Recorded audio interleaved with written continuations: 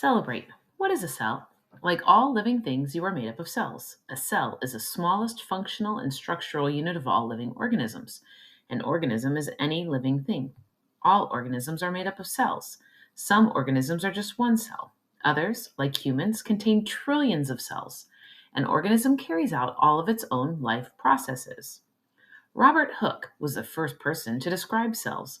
In 1665, he built a microscope to look at tiny objects. One day, he looked at a thin slice of cork from a bark of a cork tree.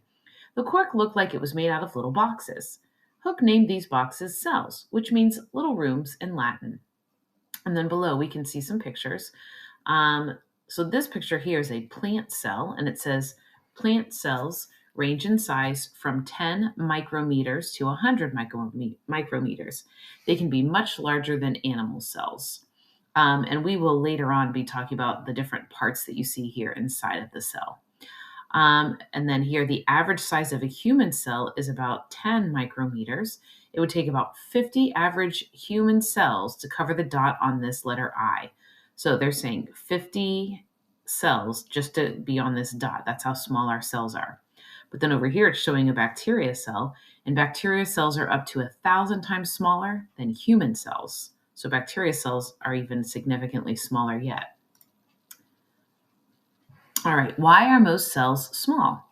Most cells are too small to be seen without a microscope. Cells are small because their size is limited to their outer surface area. Cells take in food and get rid of wastes through their outer surface. As a cell grows, it needs more food and produces more waste. Therefore, more materials pass through its outer surface. However, as a cell grows, the cell's volume increases faster than the surface area. If a cell gets too large, the cell's surface area will not be large enough to take in enough nutrients or pump out enough waste.